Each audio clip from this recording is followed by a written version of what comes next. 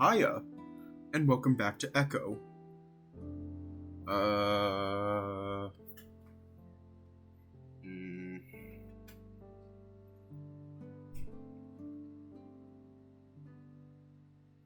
Hmm.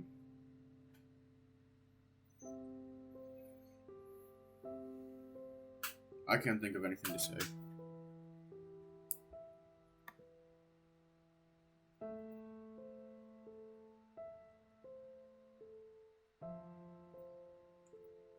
The game that's like Doki Doki Literature Club, except it doesn't break the fourth wall. There we go. There's something. Let's just jump right in.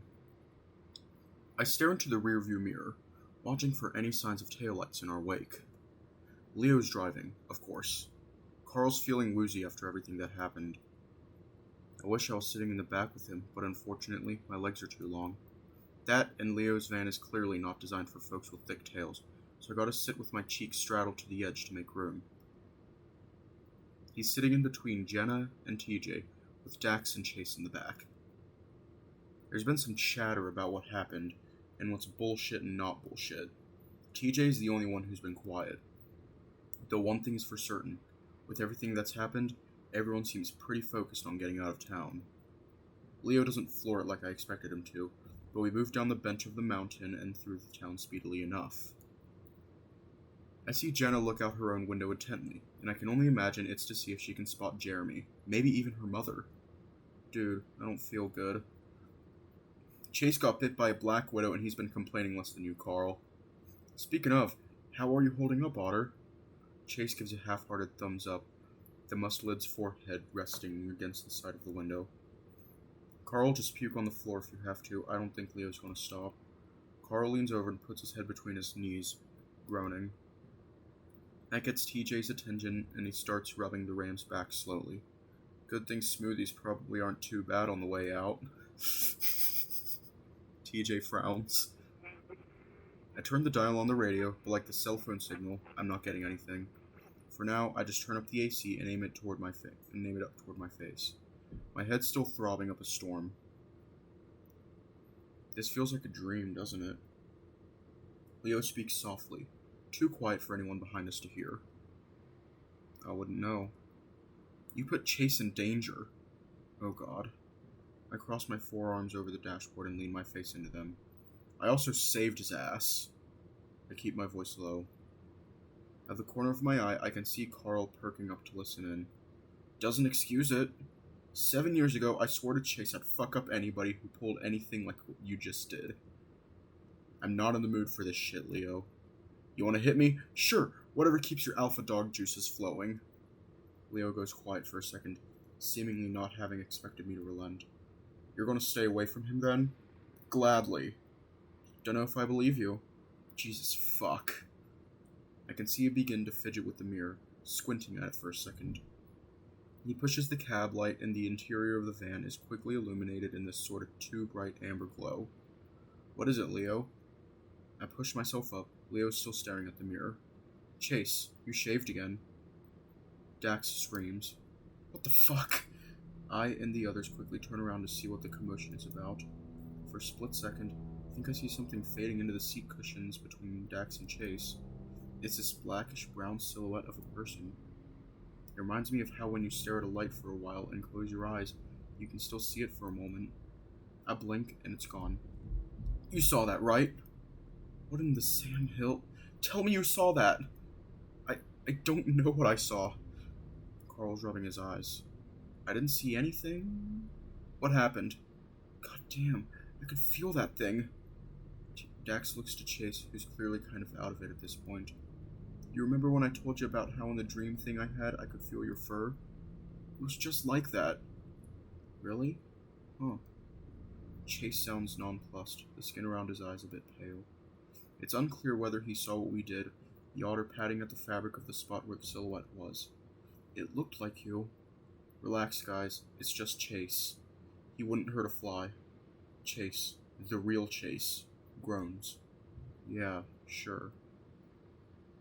His voice is still weird and high-pitched, and it kind of seems like I'm the only person who's noticing it. No, Leo, I'm talking about the fact that there were 2 friggin' Chases next to me. Chase, do you know what's happening? The otter grimaces some as he rolls his neck to look at me. It's a hysteria, man. It's like what the mayor and Duke said. People see stuff and go nuts. I'm just glad I'm not the only one seeing this stupid shit anymore. So you're telling me that this is some sort of collective psychosis? That you all are witnessing hallucinations of the same thing? Dude, I've been on acid before. You can at least tell that something weird's happening in your body when stuff starts popping up. All things considered, I'm like, okay, and still could see whatever the hell that was. Carl shifts nervously in his seat, the ram looking uncomfortable with having his back turned to the now empty space. It's like shadow chase? I saw it in the rearview mirror first. Leo's still looking in said mirror. We're fucking fortunate we're on a straight shot road now. He visits a lot. Jenna furrows her brow at the wolf. Leo. She pauses, noting the vacant look on Leo's face. Do you want me to drive for a bit? That's funny. I'm serious. So am I. Well, let's try not to think about this for now. That's a bit of a tall order. Jenna shrugs uncomfortably. It's your choice. Can you just change the subject? A few minutes later, we're already passing the lake. Huh. So is it Sunday already? Sunday morning? That's what the clock says. What a fucking day. I don't say anything in response. We never got to ask Flynn's aunt about the thing. We could always go back and ask. What? No, He's kidding, TJ. Oh. The lynx stares at the space between his knees. Do you usually think she'd know anything about it, Flynn? I don't know. She and Mark knew enough about what happened with that body, though. Carl shivers and puts his head back down while TJ continues to rub his back. A few minutes of silence go by before Carl speaks up again. That feels kind of nice. Reminds me of my mom. Yeah, actually my mom did it too. Thought it might help. Hey, I love you, just so you know. All of you guys. I'm glad we're getting out of here. Fuck it. I'm going back to Pueblo. I raise a brow ridge at the ram. And I'm taking you with me. Points a thick finger toward me, leaning forward enough that he pokes me in the shoulder. I restrain a smile, instead letting out an idle grunt. Me? College? What a thought. The idea of being around guys my age, and Carl? I'm not even sure what the hell I'd major in.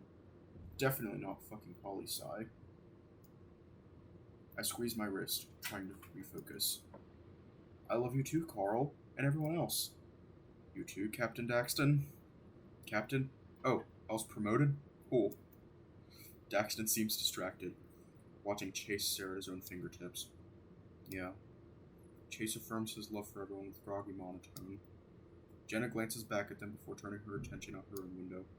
Leo doesn't say anything from the front, his focus solely on the road ahead of him.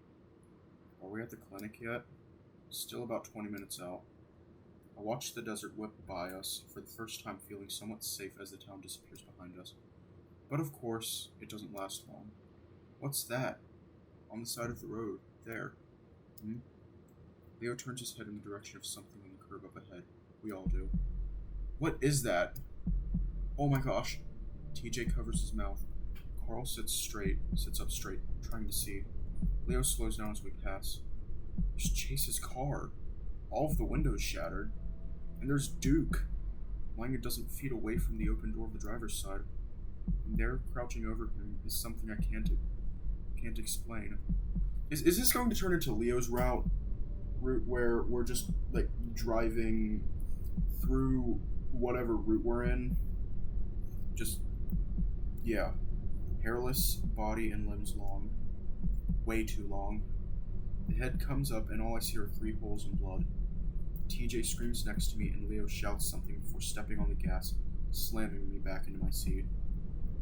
I try to look back, but whatever it was is gone. At least, it's gone from where it was, because I see something move next to my window, and I turn to face it. And it stares back at me. But only for a moment. That thing, wherever the fuck it is, disappears almost the instant I register that it's there. I'm only staring out into the blackness of the desert. Still, 3 holes, eyes and a mouth, blink back at me in a sort of after image before that too vanishes.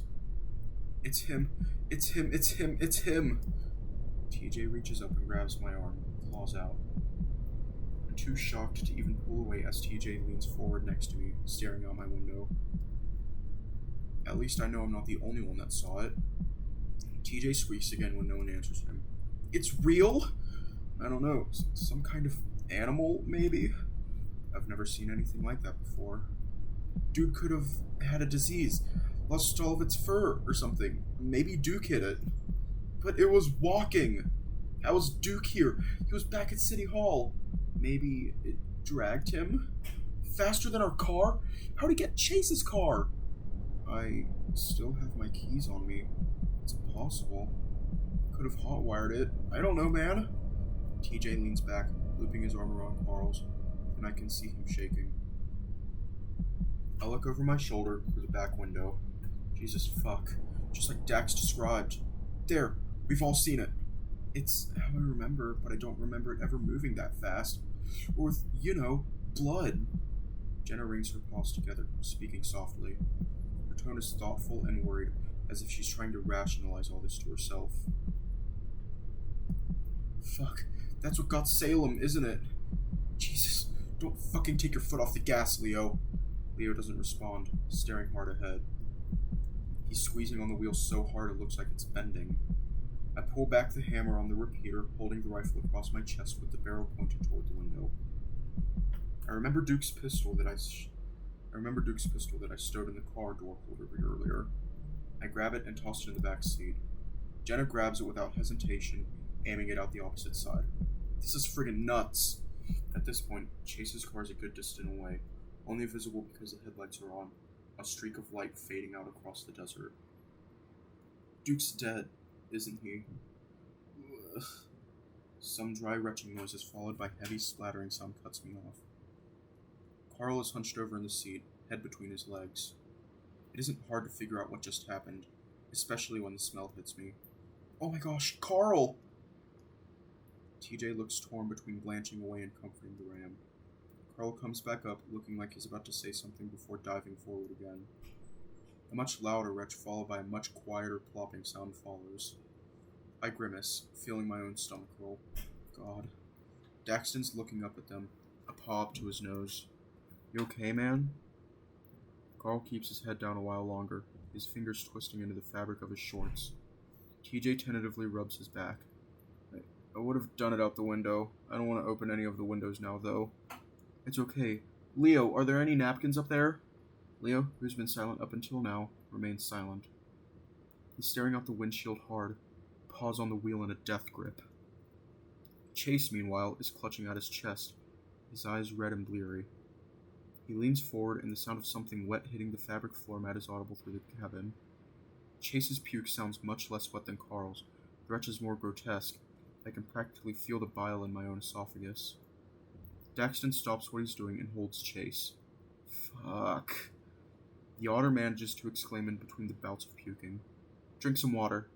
During all this, I'm still glancing out the windows. Not head on, though, because I'm honestly fucking terrified I'm going to look straight into those eyes again. We drive in silence for the next 5 minutes with no creature in sight, thankfully.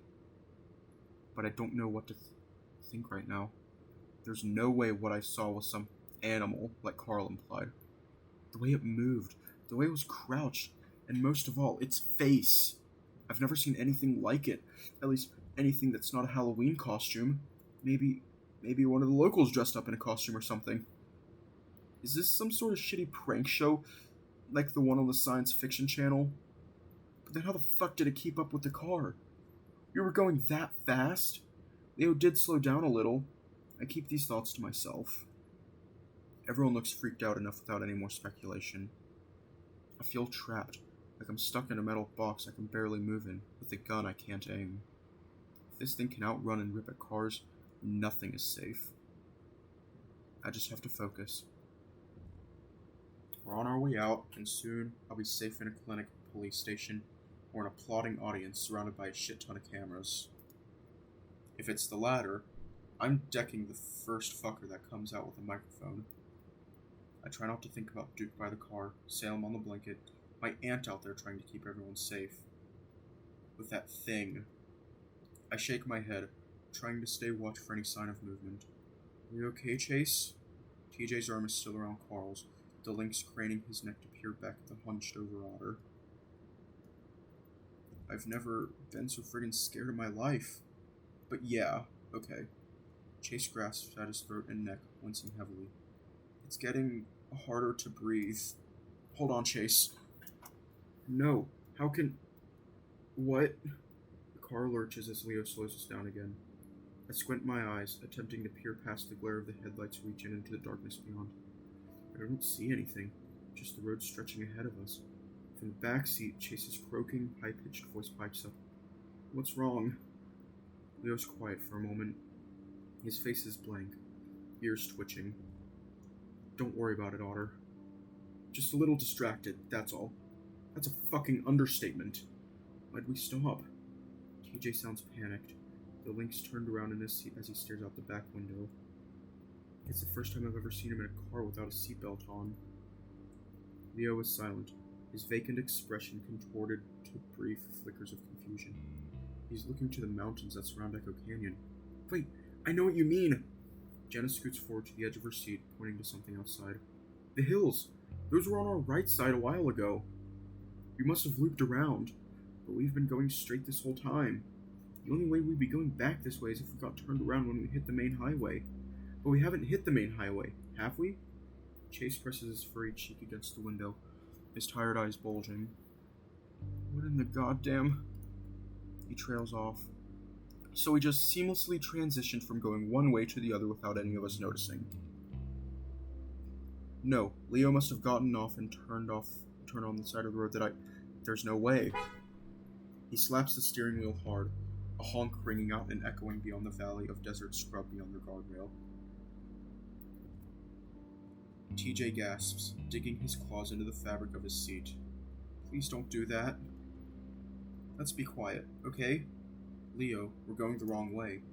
Jenna speaks as calmly as possible, clearly aware of the wolf-saddled mental state, but also the fact that she's now holding Duke's pistol. Leo brings the car to a hard stop, throwing me forward into the seatbelt.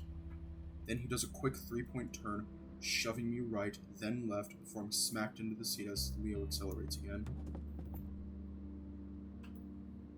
I hear a soft thunk of flesh on glass, then a groan from the back, Chase rubbing his face with a sore-looking nose. Injury upon injury. You okay? No. He responds back hoarsely, sinking back further into the scratchy fabric of his seat. Oh, same. Daxton does a curt nod. Leo was sitting upright, only moving like a goddamn automaton. We both stare out the windshield, eyes to the horizon. It's clear that Leo doesn't want any talking, so we're all quiet. Even in the silence, I can feel the growing unease from behind us. A trembling of muscles and clicking of claws. I try to block it out, to just focus on watching what's ahead. All things considered, it's not so bad, as long as I can keep the fear from clouding my mind. Though, that could be said about most things in life. Just have to keep driving, to get out of this fucking town. We can't get sidetracked again, especially with that fucking eyeless thing around. I wonder if it heard the horn earlier. I focus on the mountains now, making sure that they don't disappear. They slope up and down gently under the moonlight, speckled with the dark spots of rock and vegetation. Vaguely, I remember back when I was younger, leading Sydney around the bend and entertaining his explorer fantasies. I brought my BB gun and he'd run around, shooting at mesquite trees and looking for signs of lost native treasure.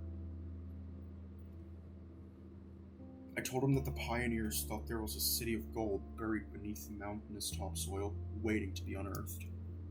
He fucking loved that, even brought a little trench shovel to, as he put it, dig his own mine.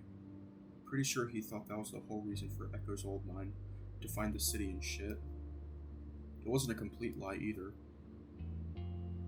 The Ahakti tribe supposedly told the conquistador types of treasures and riches were stored aplenty in the Meseta territory around here centuries ago.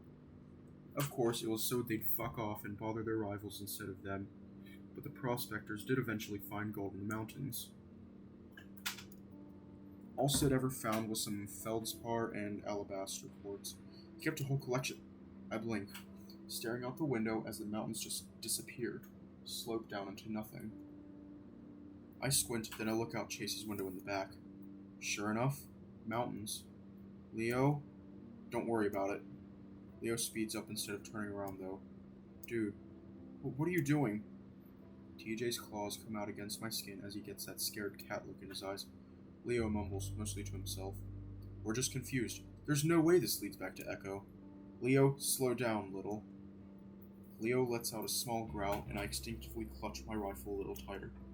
This is getting out of hand, but I honest to God don't have a fucking better idea. I'm going to keep going until I see that car we passed. The tone in Leo's voice keeps any of those in the back from arguing. Though I hate to admit it, something about his demeanor actually shuts me up as well. Another minute of driving, more awkward silence, then Leo hisses through his teeth. Straight ahead of us, a sign. What? How in the shit?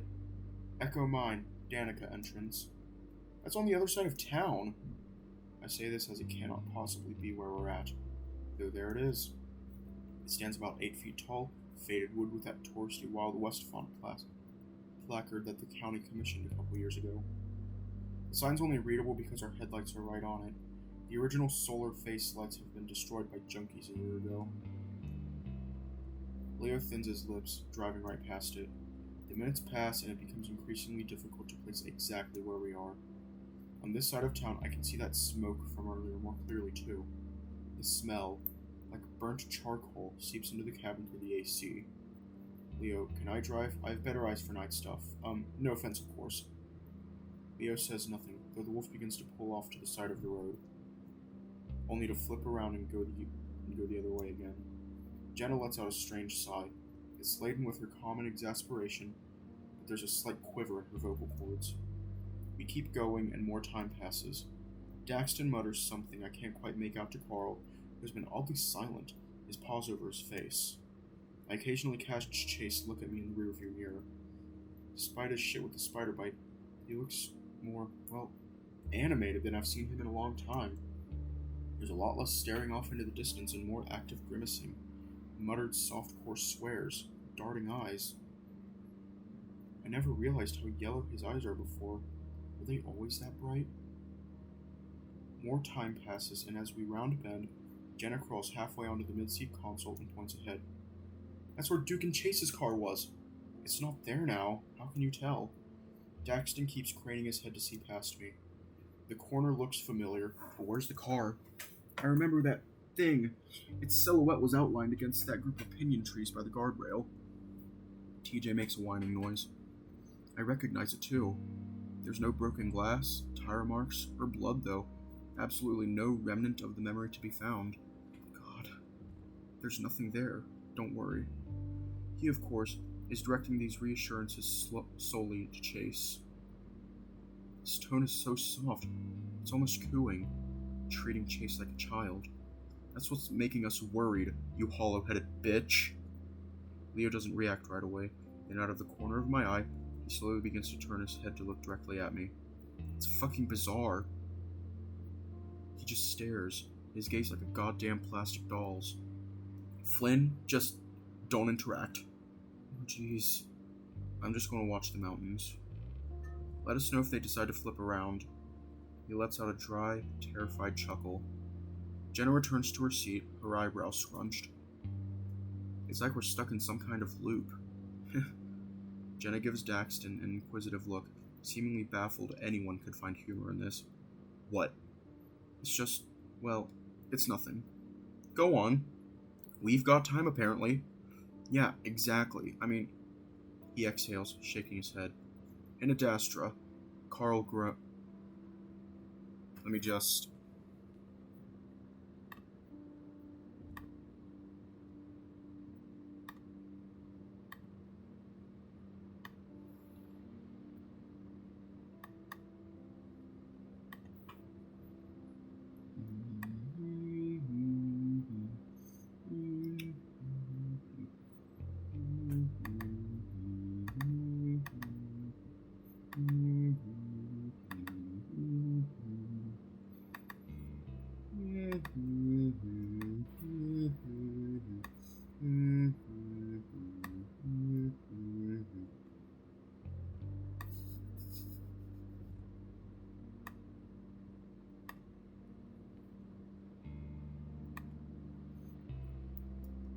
Carl groans, his displeasure muffled by the pause over his face. Some kind of was always the... Yes! Some kind of was always the go-to line of Captain Amicus whenever he encountered something he didn't quite understand.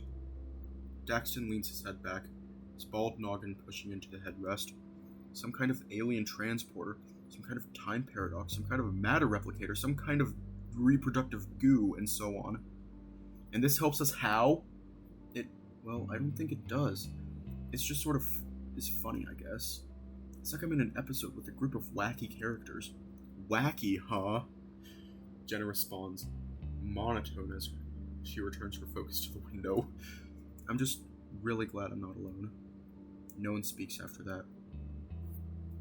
As the truck engines pulls us up another hill, I see something come into the view through a clearing of cacti. Oh, fuck me gently. Echo mine, Danica entrance. No! TJ whines. Leo slows down more and more until we come to a gentle stop. We sit there in silence, staring at the faded text and the gravel trail that leads into the canyon head. Leo starts muttering darkly to himself, looking out the window, then back at the dashboard. I don't ask him if he's okay. I know what the answer is. TJ continues to make soft whimpering sounds like he's trying not to cry. It's okay. It's just dark, and we're going off-road somehow. Leo whispers whatever comes to mind to explain what the fuck is happening. Carl still has his head down in his paws, completely quiet. He could be asleep for all I know. I think about suggesting that maybe we should just wait it out until morning in the car, but as I open my mouth, I hear a scratching noise toward the back of the car. TJ's ears perk up, which lets me know that I'm not the only one. Instinctively, I turn around in my seat. Bits of glass fly into my face, and the next thing I know, I'm down in my seat, head down with my rifle raised toward the hole. Get down! Carl ducks, and Jenna and TJ lurch forward over to their respective sides of the car. TJ accidentally opening his car door, nearly tumbling out. Close the door! Close the door! Carl manages to get a hold of him with the links, trying to tug him back upright as TJ cries, flailing around. I can't get a good shot. Carl's big head bobbing up and around as something moves around outside toward the newly opened car door. A shot rings out, though not from me. A wide-eyed looking Jenna holds her smoking pistol up and fires again. A sharp crack reverberates throughout the cabin once more. Carl, very much awake now, slams TJ's doors shut and screams at Leo. Go! Go! Go! Leo's already on it, and I feel the car jolt forward. Then I'm bouncing up and down in the seat as we go off-road. Leo not bothering with a 3-point turn this time, instead going for a full U-turn. We're back on the asphalt and speeding down the road when I feel it's safe enough to raise my head back up and look out the back window. For a moment, I'm terrified that I'm going to find that thing crouched on the trunk, staring at us. But instead, all I see is a giant hole through the back window, the remaining glass jagged. Oh god, are you guys okay? Daxton looks back and forth between us and the road behind the van. Chase, meanwhile, looks like he's about to throw up again, his muscled features scrunched in a tight grimace as he shivers with fear and other general unwellness. I sit up fully, keeping my sights trained on the back. Yeah! I yell at him over the sound of the car and the wind whistling around behind me. Jenna, did you get it? I don't know! Carl is bent over in his seat too, brushing glass from his hat and hoodie. I look at TJ, who's still crouched over in his own seat, covering his head. Bits of glass are scattered on his back and head. I pick some of the pieces out from his fur on his neck and lean over him. TJ, are you alright? TJ shudders and doesn't say anything as Jenna plucks some of the shards from under his collar. What was that? Daxton shouts back at us, staring through the window. Fuck if I know! I don't want to think about what I actually think it was. I just need to be ready if it comes again. Leo keeps up the high speed, hitting some of the potholes hard enough that I'm worried we're going to get a flat. Then we'd be in some real deep shit. We drive on for another 5 minutes in silence, and then the sign appears in front of us again. This time, no one says anything and Leo doesn't bother turning around. I watch out my window as we fly past the historic path, but nothing happens. All I see is the tall piece of wood with the broken lights, and all I hear is the wind whipping around us. Jenna keeps upon TJ's back as he remains hunched over. the other still holding Duke's pistol. Carl sits quietly, staring out his window. On the bright side, the bastion back window has diminished the smell of sick, but the smoke smell is stronger than ever. Sparse dots of light show up on the horizon, indicating where Echo is. That's when Leo speaks up. How about we head back to my house? You guys can get some sleep while Chase and I figure out what to do next. Leo pauses, waiting for an answer. What? Sure. I'd rather not meet the same fate as that guy on the blanket. Yeah, I reckon that's sound. I shift myself onto one knee in the seat, the old thing creaking under my weight.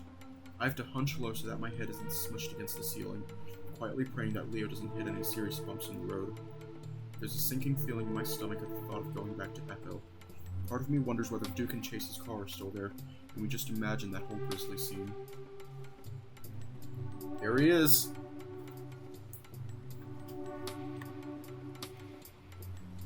There he is! Oh wait, I can't see. There he is!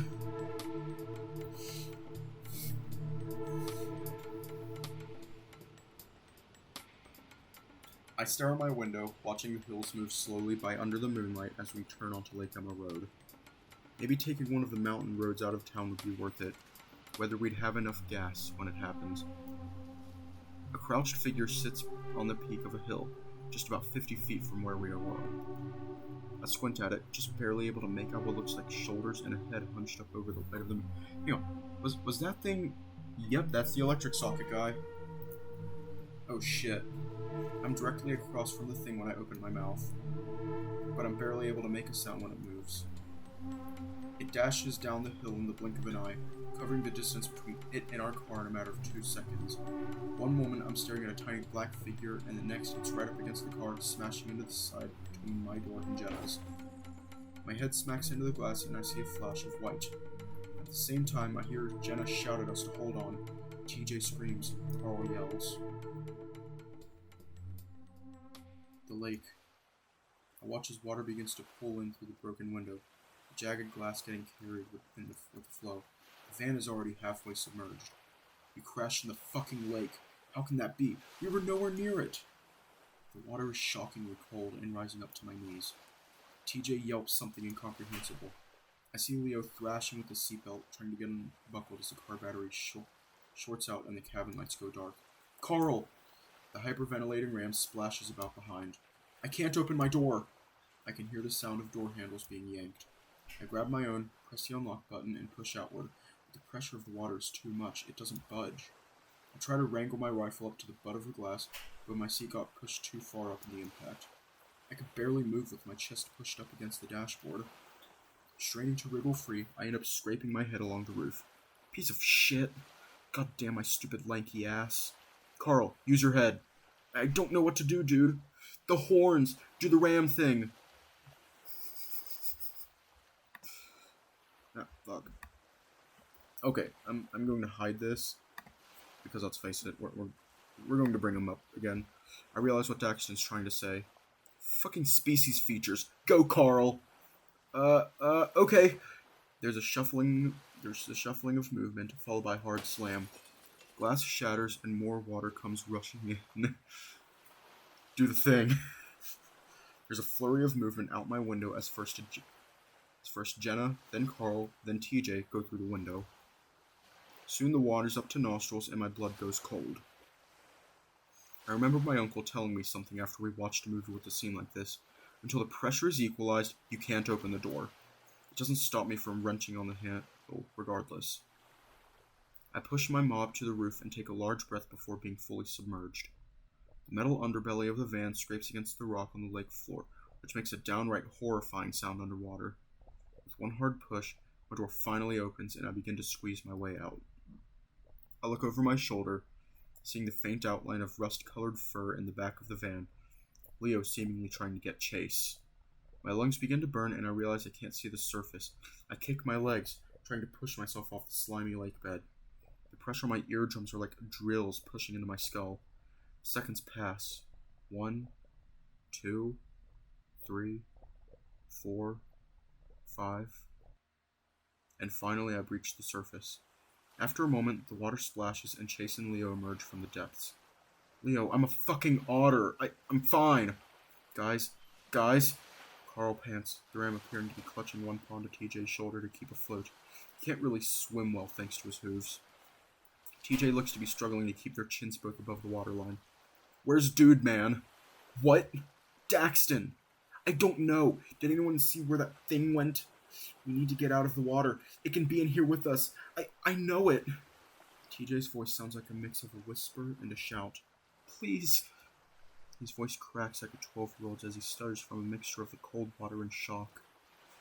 I look around the massive bobbing heads that surround me, but neither Daxton or whatever attacked us is anywhere in sight. In fact, land is like 100 yards away? How in the fuck? Daxton? Dax? Carl, you need to stop yelling. Jenna's tone is hushed but firm, the wet fennec looking like a soggy mop in the moonlight. I notice a glint of steel and realize she's still holding Duke's gun. I left mine on the lake floor. TJ's right. We need to get to shore. There's a coldness to her voice, one controlled by fear. It takes her a moment to realize what she's saying, and a horrible contortion of worry and guilt crosses her soaked features. Chase, can you get him? I don't know. I don't know. No way. You're in no condition. TJ looks down, opening his mouth to speak, but nothing but whimpers escapes him. Fucking hell. He's probably still all the way down in the van. We gotta get him. He's a salamander, right? I know his kind can hold their breath a little longer than we can. Yeah, I don't know why the fuck he'd dawdle, though. Chase, you're the only fucker here who can hold your breath that long. He can barely breathe as is, Flynn. I'll do it. I'll do it. Carl pushes himself off TJ. I sink like a stone anyway. Is he this fucking stupid? I swiftly doggy paddle my way over, grabbing the ram's arm and forcing it around my shoulder. Yeah, you fucking will. Is your stoned ass gonna get the both of you back up? I think I can... No, we need to get you to shore. I noticed Leo's paw wrapped around Chase's wrist, preventing the otter from diving. Daxton's down there, and everyone's acting like a complete bag of assholes. God, fuck it. Carl, try not to sink. The ram blinks as I push away from him, but then nods in understanding. Oh, I'll be fine. Jesus, good luck, man. I take a deep breath, rolling my shoulders forward, and begin diving down. I have to fight my body's own natural buoyancy to keep from returning to the surface. I kick hard. I make myself open my eyes, and the first thing hits me is how dark it is. Here I am, forcing myself to go deeper into the frigid nothingness like I know what the hell I'm doing. Pressure builds up again around my skull. I don't have time to acclimate or any of that other diver shit. I'm tall. This should be easy. I just need to grab onto the van. It wasn't that far down, was it? Except I don't see the van. The fuck is that? What is that? Oh, it's Daxton. But I do see are the blue of Daxton's eyes, staring at me through the murk. I can't even see the rest of him. I wave, hoping the fluorescent orange markings on my body are enough to get his attention. My lungs are starting to burn, and I have an increasing urge to just open my mouth and breathe in the water. No response. Just the eyes. I swim closer, and the eyes seem to get bigger. Finally, I see the outline of Daxton. He's just floating there, not doing anything. I reach out to him, and a flurry of bubbles escape his maw. He's screaming, veins bulging along the side of his neck. The salamander swats at me, his thick skin sliding out of my grasp every time I try to grab him. I can't bear it anymore. I have to come up for air. I manage to snag one of my claws into a stupid fucking planet shirt, and I tug hard. He thrashes, kicking and screaming into the void. It feels like I'm pulling him into it. Is that what he sees? Can he see anything at all? I'm starting to feel faint, the pounding of my heart in my chest deafening the already muffled cries of Daxton. This is all so familiar. Clenching my eyes shut, I scoop at the water like I'm climbing a mountain, legs kicking like crazy. Don't pass out. Don't you fucking pass out. What seems like a geyser of water splashes up in front of us. I gasp, straining for air. I find myself in an inadvertent embrace with Daxton, our bodies shivering together. Where in the shit did that voice come from? As quickly as we embrace, Daxton shoves himself off me, jolting free. His gaze is still wild with terror. He writhes within the water, as if some terrible force that's nipping away at him beneath the surface. The salamander takes off, swimming as fast as he can toward the shoreline. I think he's got the right idea. Come on. We all follow suit, but I'm having some trouble keeping up. My arms are like jello.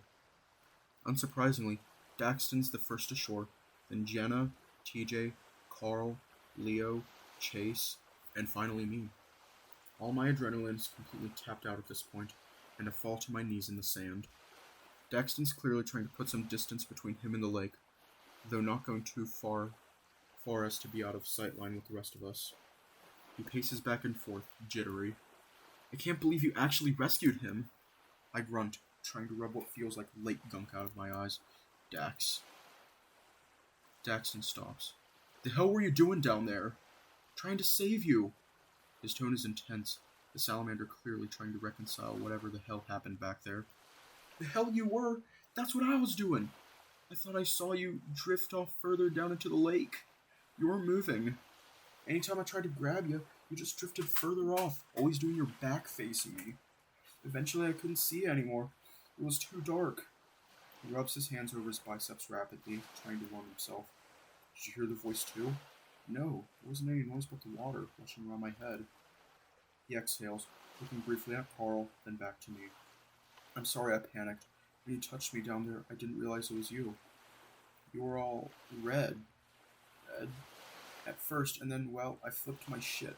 I guess until we hit the surface, and you were there, and I got overwhelmed, and you hugged me. He cocks his head slightly. Pretty sure you were the one who was hugging me. Don't think so. I did. You swear you didn't hear a voice? He holds up the flat of his palms, shaking his head. I swear it, man. Out of all the surreal whatnots that have been transpiring, voices ain't one of them. I frown. Daxton looks back toward the water, then backsteps a few more paces. I'm not just imagining this, am I? Fucking hell. Chase seems to be trying to uncoil himself from Leo. His breath wheezy, and he soon breaks out into a raspy cough. Leo quickly rewraps an arm around him, patting his back gently with one of his massive paws. Easy, easy. We're safe now. The fuck we are! I peer around. Even with my eyes having adjusted to the dark, I'm still having a hell of a time seeing beyond 20 yards or so. Jenna gives me a quick nod, holding up Duke's pistol to show me she still has it.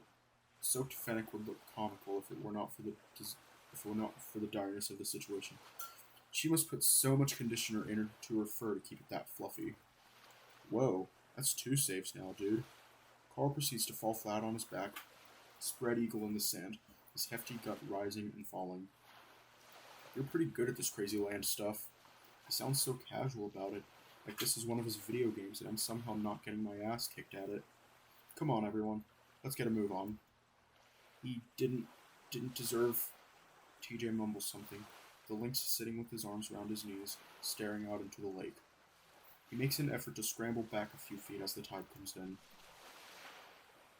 Jenna moves over beside him, hugging the lynx from the side. Shh, we just need to get to Leo's. Leo lives on the outskirts of town by the old railway tracks. It's fairly isolated from the rest of the town. Going there is not the worst idea. If that fucking thing could catch us in a van going 50... Fuck. I saw how it moved too. Like strobe light was being turned off and on, and it got closer with every pulse. That is still the plan. Leo affirms this with a nod, the wolf standing upright and ready, trying not to show his exhaustion and fear. TJ's just looking at Chase now, and he's got a shimmer in his eyes. He's crying again. Chase, did Signy... How long did he...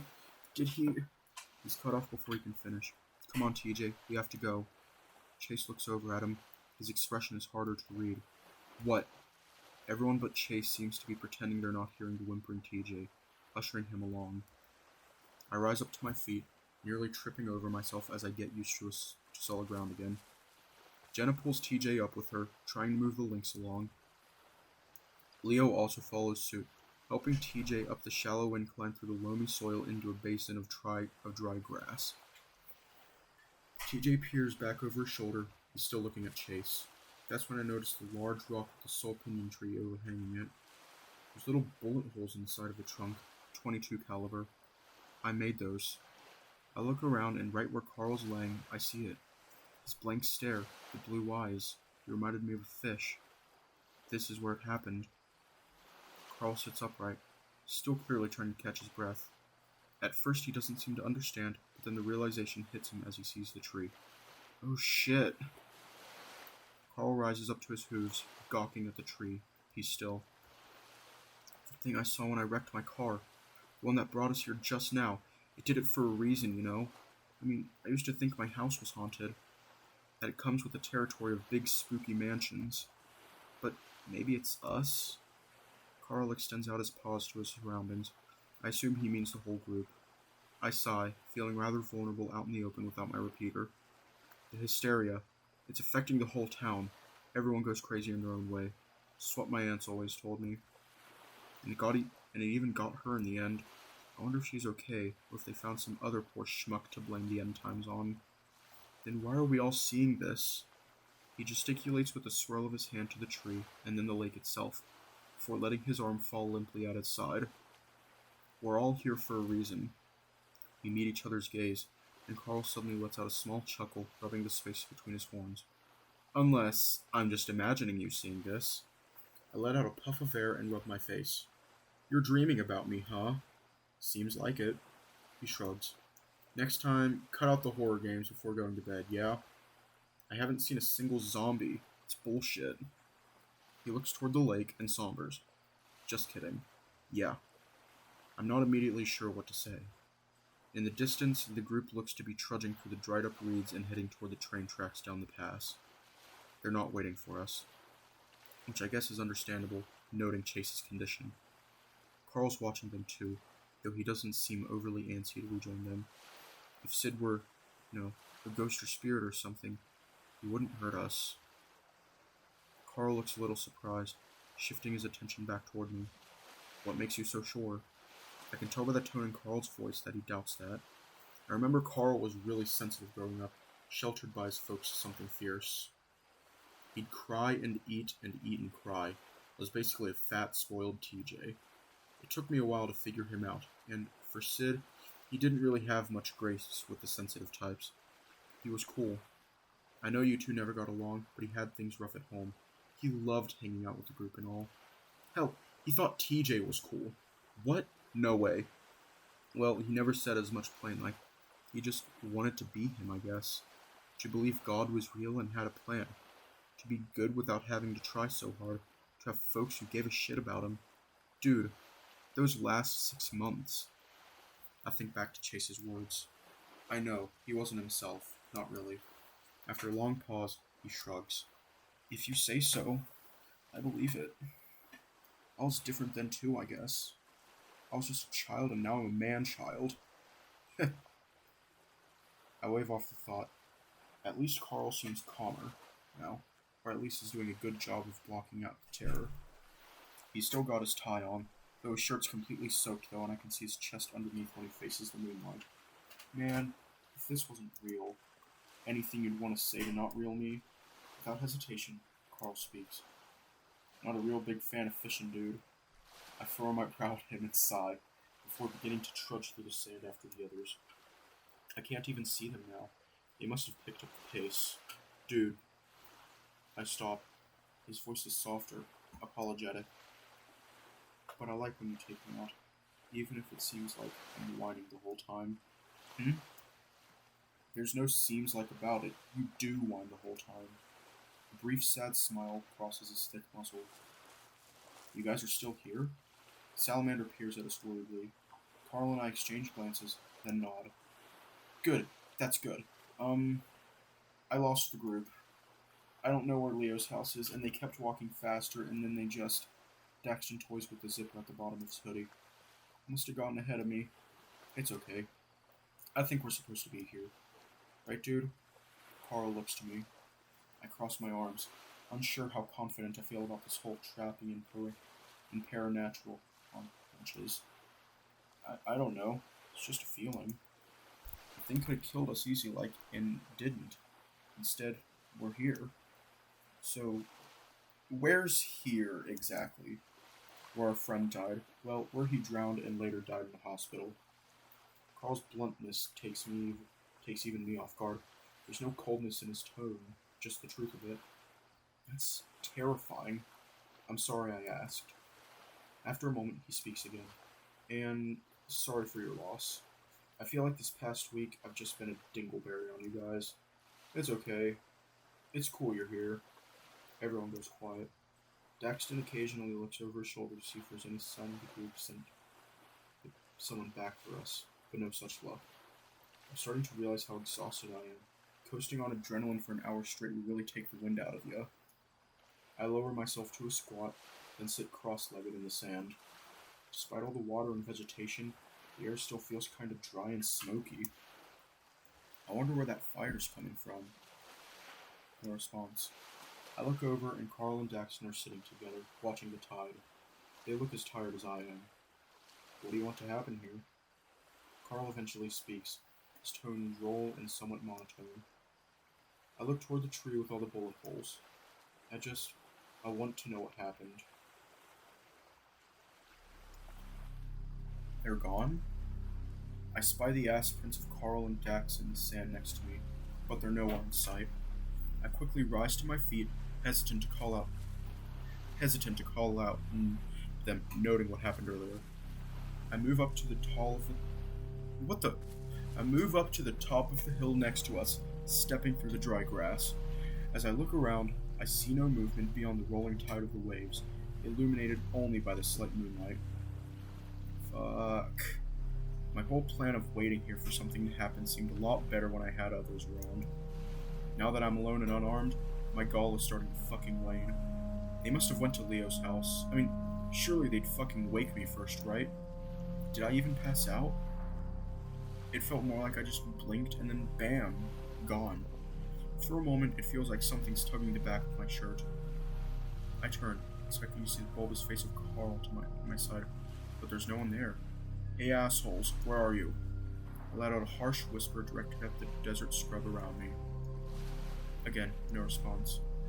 I sigh, rubbing my palms over my face. There's no choice, gotta get to Leo's. My gaze drifts back to the beach and the bullet-ridden pinyon tree.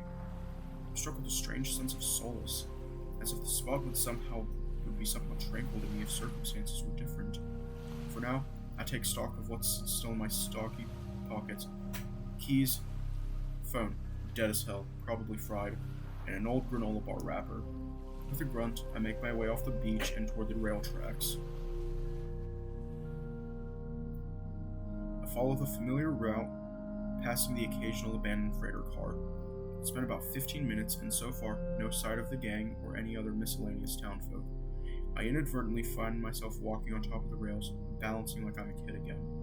Kinda keeps the edge off and softens the noise of my footsteps, though it ain't very time efficient. It feels like by now I should be able to see Leo's house, but so far, nothing. It isn't until the track's dead end perpendicular to the highway that I realize I'm being fucked with again. I stand at the edge of the pavement, where the old bike lane has been overtaken by weeds, pavement crumbling to gravel. I had hoped that the spatially fucking shenanigans would end once we exited the van, but goddamn, why would it? You're going the right way. The back of my skull tingles and I cup hands over the sides of my head. That wasn't my goddamn thought. To Leo's? I ask aloud, like the fucking loony I am. I wait. No response. I clench my fists to my sides. Fuck it. Fuck this. I take off and run down the road, keeping the power lines to my right. I run mindlessly, knowing damn well the nature of the loop, but trying not to think about it. I'm not usually the sort to do my running in echo on account of the centuries worth of broken glass that lines the side of roads. That, and the fact the sight of the 6'7" Gila sprinting tends to naturally raise alarm, even with folk who already know who I am. Somewhere between 30 minutes and an hour passes before I see something ahead. I stop somewhere along the center line of the winding old highway, the cracked asphalt feeling like it's chipping away at my already blistered heels. I stare at the faded red building. My truck is parked in front for some reason. Why the fuck am I here? Right. Why do you come here? The voice in my head is clearer than before, like some harsh whisper coming from inside the back of my neck and slinking its way into my head. It almost feels like I thought the words myself. Is that a fucking clue? It's a mystery. My thought was rhetorical, and hearing it respond so aptly takes me off guard. I clutch my throbbing head in both hands. I've gone full fucking schizo. When the weird shit's on the outside, it's one thing, but on the inside, I grimace, bracing myself against the gate in front of me. Gate? There's no gate in front of this place in real life. I take a closer look and see the entire place is fenced off, like some kind of high-security complex. A tarnished rebar gate is the only entrance point, my truck just on the other side. It's only about up to my chest in terms of height, though it's got security spikes about every foot along the top. A single keyhole is all that keeps each side of the gate together. It doesn't look too sturdy. I eye the truck through the bars and check to make sure I still have my keys in my pocket. Sure enough, I feel the familiar leather saguaro keychain between my fingers. Okay, should we try our keys on the gate lock or just break the lock?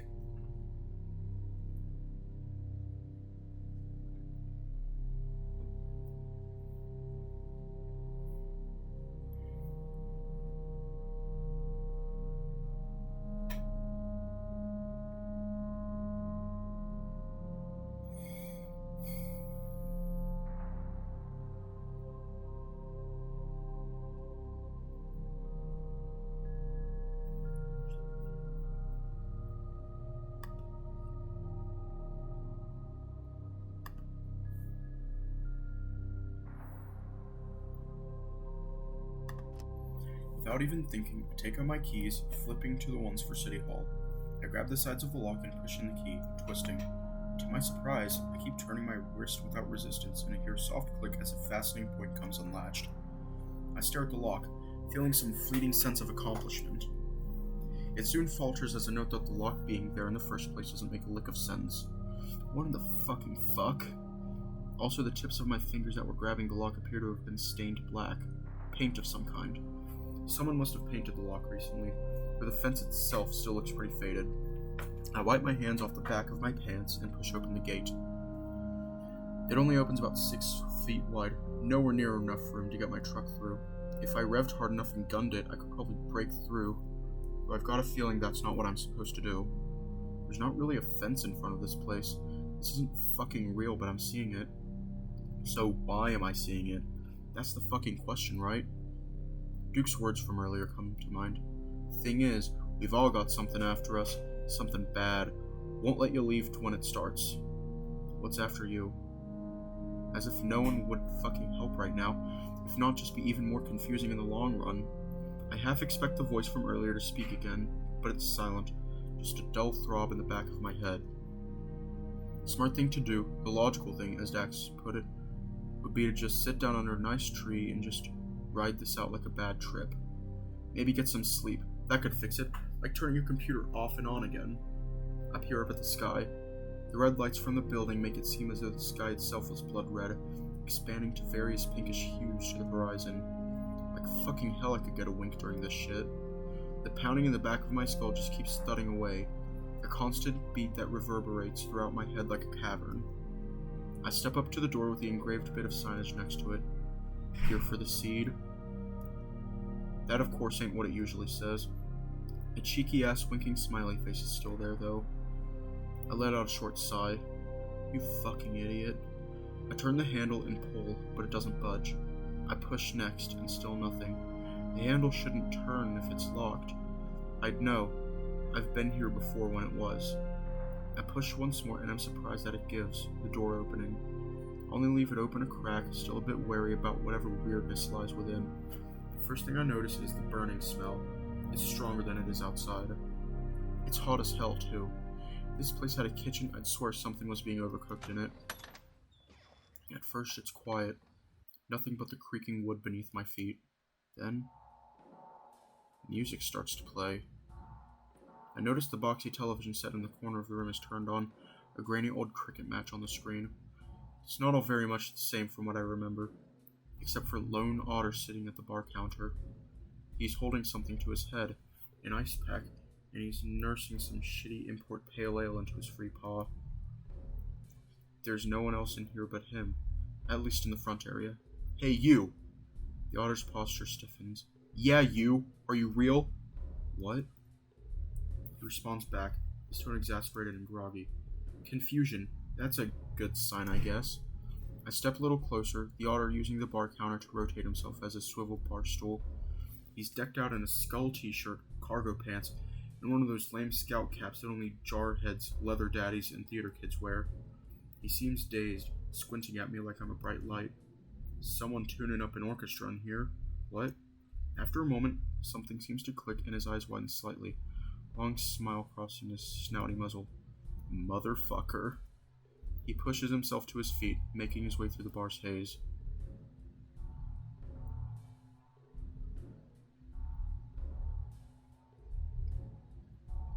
Is that Sydney? Hold up, look. We're going to do a quick comparison. We're going to do compare and contrast. Because let me pull up the files for the game real quick.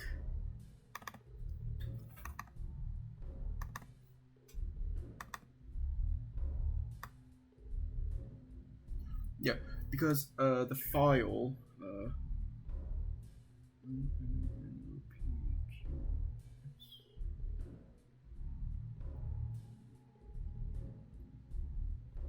because the file itself is called Maybe Sydney. Let me pull up a picture of what we definitely know Sydney looks like.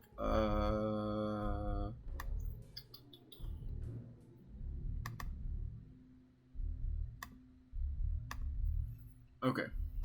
Got it up.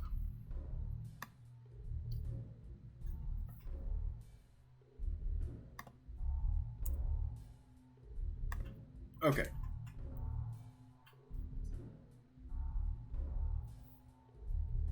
I think they might be the same person.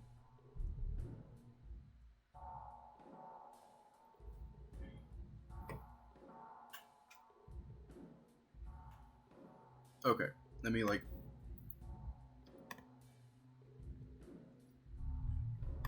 delete that mother... Okay. What are you doing here, you big-ass bitch? He claps my shoulder roughly, then pulls me into a tight hug. For an otter, he's got a strong grip, and I actually irk aloud as he pats my back. The fuck? What the hell are you doing? After a moment, he pulls away, raising a shadowed brow beneath his hat. It's then I notice his eyes. Baby blue, almost gray. Not a common color for his kind of otter. There's some bags under them, though, like he hasn't slept in some time. I was fixing to ask you the same thing. It's been dead all night, and I wasn't expecting company. It's kind of unreal seeing you here like this, though. It's been... He huffs, astonished with a slight air of sheepishness. Well, a while. He folds his arm over his chest, the otter looking up at me from beneath the brim of his hat with a sort of wry expression. He seems happy to see me. And it's also familiar. Wait a second. I blink. Jesus fuck. Sid? He lets out an amused noise, nodding. Yeah. Wait. Don't you even try to tell me that you're here by coincidence. He's an adult. Fucking 6 feet tall, I'd reckon. He's in shape too, rocking a full-on muscle shirt. I look around, as if expecting to see Chase round a corner with a video game camera and a shit-eating grin. There's still no one around but us, though. I'm sure there's a reason I'm here. He seems to perk up some, doing a one-handed finger gun gesture my way, while the other nurses an ice pack against his head. Knew it. I mean, I'm glad, yeah? Did you get my Christmas package? I wasn't sure you'd like it. Saw them in the Macy Mays thrift down in Elwyn. Haunted Hacienda, Deadly Love Rivals, 2, Final Obsession, The Choir Boy, and Horse Sleuth Shitty B movies I got from the bargain bin. You know, the sort. Not a lot of plot to get in the way of the film. Plus, I bundled them up with a bunch of crossfire shooting mags. Oh yeah, also threw in some jerky I got from a trade show after my match in Desert Springs. The jerky, it's super good. Hatch green chili flavored. You know, that's where they grew that shit en masse, right? World capital. I can't help but stare, absolutely flabbergasted. This is what he'd look like. When I don't immediately respond, his smile dissipates some. Maybe you didn't get it. Fucking delivery guys, right? Probably some weasel or something with a good smeller. He honks his own black nose. Pining for my jerky. Am I fucking dreaming right now? Am I asleep or just tripping? The otter, Sydney. He's looking at me more worriedly. You, want to sit down or something?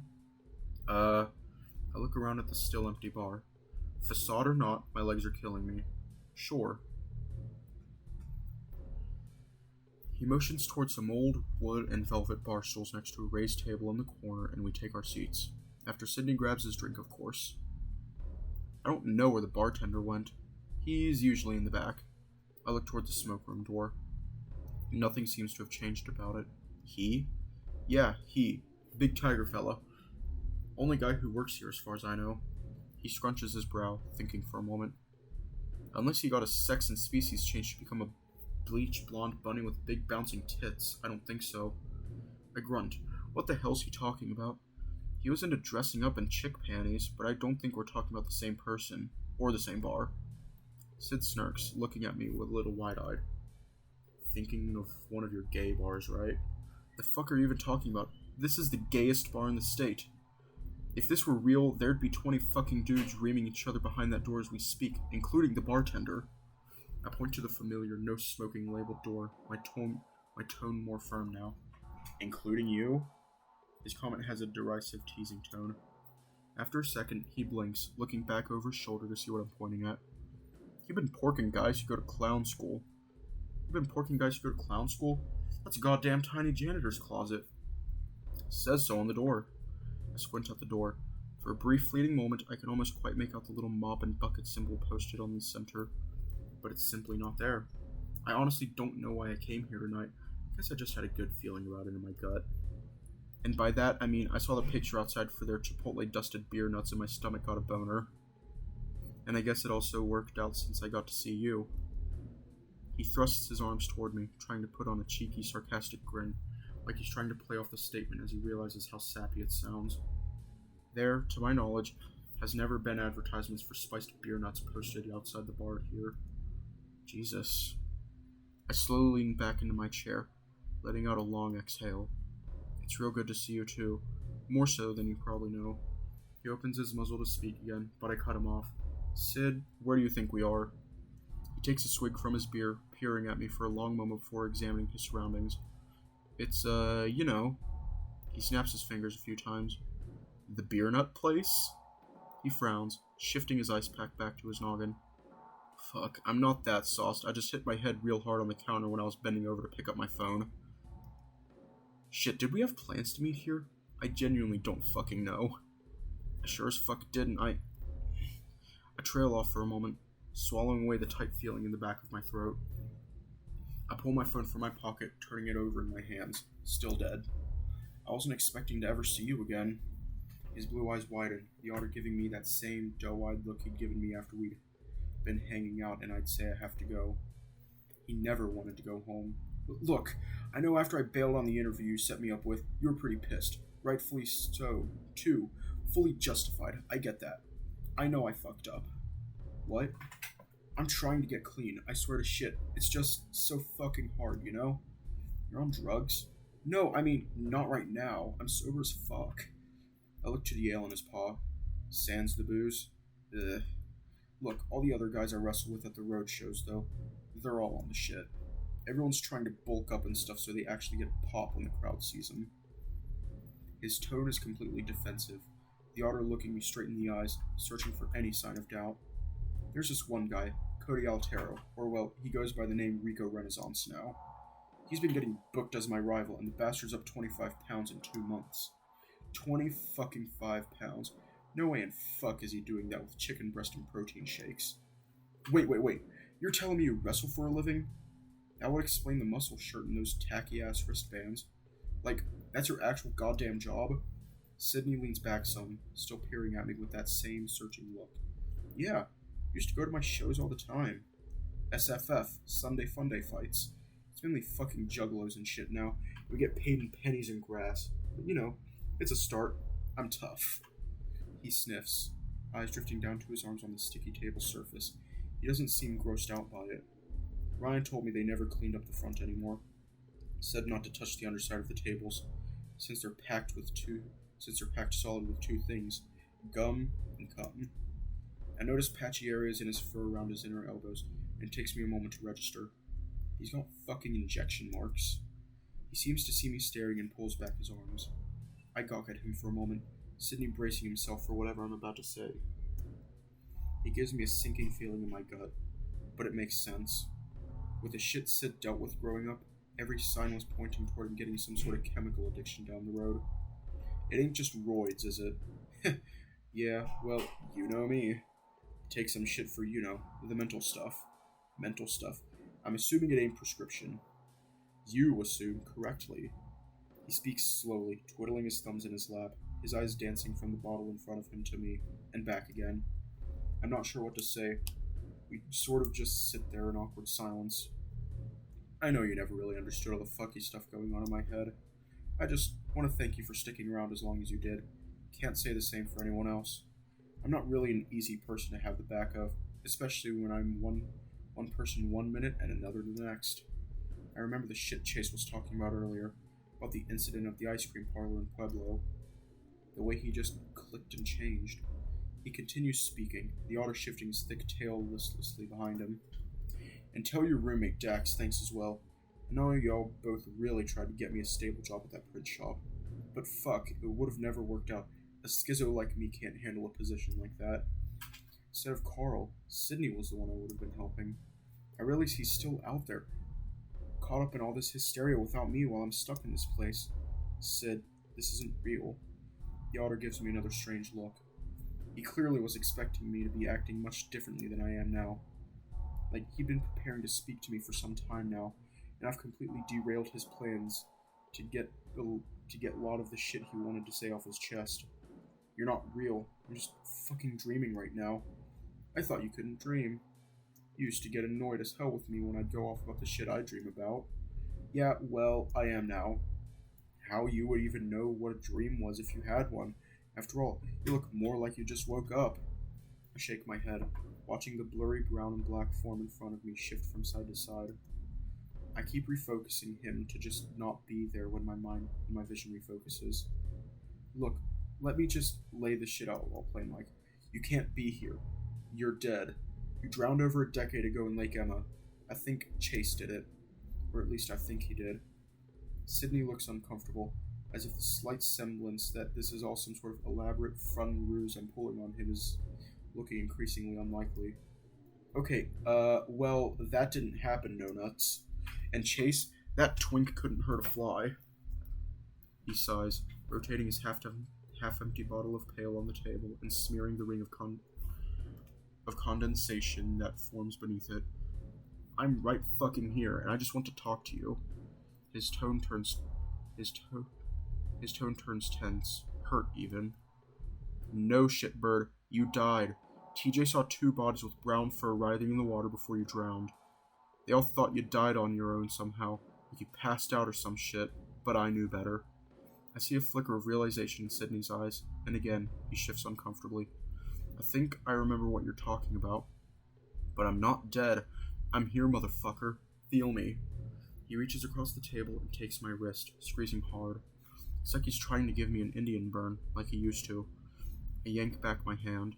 Fuck off. He stares wide-eyed at me, his maw slightly agape. A moment passes before he speaks again. Why are you acting like this? Like you can't fucking just enjoy goddamn company. Plus you're so damn intense. You're not even high right now. This isn't fucking fair. I'm your goddamn best friend. Hell, you're like my gay, scaly brother. It can't fuck with me like this. This is too real. I quickly shake my head, closing my eyes. You're dealing with me right now, not the thing inside my head. And that's fucking becoming a rare and rarer thing these days, so I'm really trying to enjoy what time I've got. Just talk to me. I don't want to think. He trails off, staring down at his lap. Think about what? There it is. The change. The music seems to sound further and further away until it dissipates entirely. Huh. Maybe you're right, Flynn. What the fuck are you talking about? The sick heat left forgotten in conversation begins crawling back up my neck. Grabbing onto the table to help maintain my own posture, it's clear that something has shifted. The little bit of light left in Sydney's eyes, just gone. 2 bodies. What? 2 bodies, right? I remember now. Man, that shit fucking sucked, didn't it? Shifting uncomfortably, the topic had reversed onto what he had previously denied. 2 bodies, Sid. You're fucking dead. I saw you. I looked you in the face, and I saw nothing. I grip the edge of my seat, my gut feeling like it's twisting in on itself. It's like I'm standing in front of a roaring fireplace, the smell of smoke and fresh ash licking my nostrils, while the heat tickles my scales. Sydney's gone forever, and all that's left is this. Who are you? It feels different to me. The thing that isn't Sydney looks around. This is not the smoke room. It looks like it, but not to me. The otter continues to stare off to the side before seeming to realize I asked a question. Sam, I am. While he speaks, he points toward you across the table with both hands. There's something metal in his grasp, long and with a barbed end. I can't make out what it is exactly. I swallow and try to speak evenly. Who's Sam? A facsimile of a person that was. I'm dabbing myself with things so they never dry, but it smudges. Yo, what?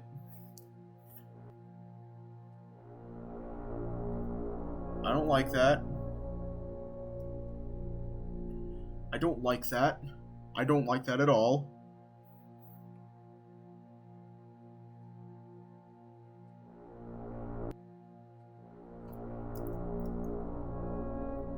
A simulation. And here I become we with you. Me? Podplax, no? I'm not sure I hear that first part correctly. At first they came through the gate, then they came through the stars. There's a pause. Did they come for you? He looks at me, and I feel my legs begin to shake. I tremble, wishing I was anywhere but here. The others before, they bounce, undulating in constant, restless motion. The hollowed figure heaves, breathing heavily as he sways Sydney's body up and down. He stares at me with eyes that remind me of the fish Carl and I catch at the pond. But that's not what you want. You want the answers? After all, it's a bit late for love and too still for lust. I just fucking need to know what happened. To Sydney, so that this hysteria stops and everyone else is safe again. That could help. But are you sure you really want to know? You can chase the truth until you're red in the face. Thing looks over toward... I don't like that at all. Thing looks over toward the smoke room door, whilst once Sydney raises his arms to point at it with unnatural stuttering movement. It ebbs and flows like the tide. You can ride it. Each time the tide comes in, it's a little less of what it once was, abstracted. It goes where sorrow sprouts, and takes with it what it can before rolling back out. Some tides are particularly large. He waves a blurred paw at me, and again, I see the metal thing grasped in his paw. He seems to see me looking at it, and holds it in front of me. You burned them all down around you until only the truth remains. You needn't the superfluous kindling, for those are but the lies they tell others, and eventually themselves. You'd make a good detective if you weren't marinating in your nepotistic squalor. Unlovable, shameful, a sin to all who initially cared for you. Truly only belonging amongst the sawdust, semen, and ash, thoughts drowned out amidst the moaning and groaning of unfamiliar shadows.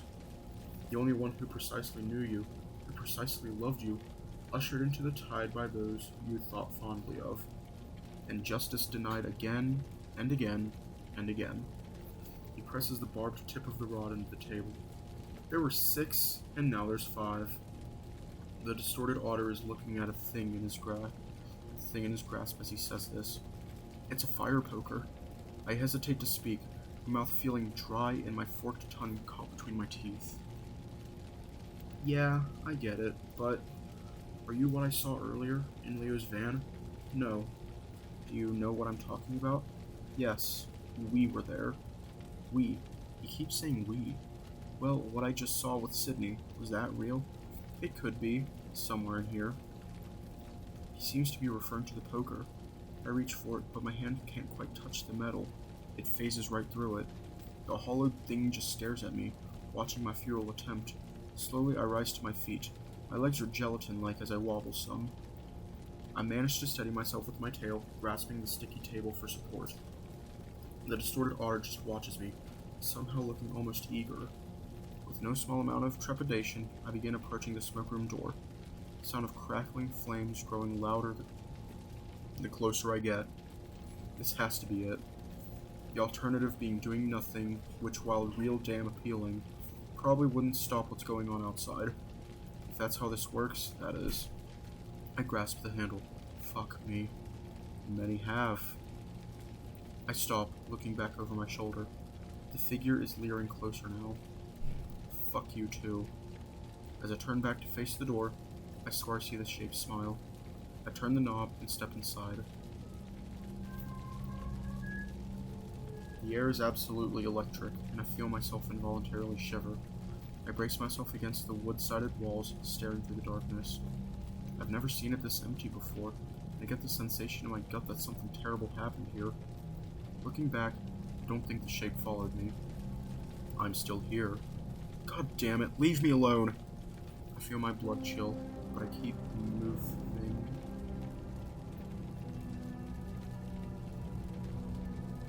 Okay, that was creepy. Just ignore it.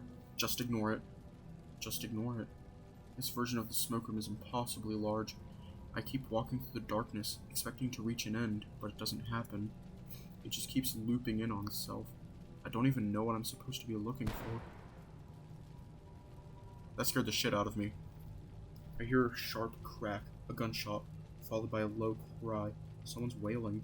It doesn't sound like it's coming from inside, but rather a reverberating noise outside, far away. The whole room begins to vibrate, as if activated. The rumbling. It's stronger on one side of the room. I walk in that direction.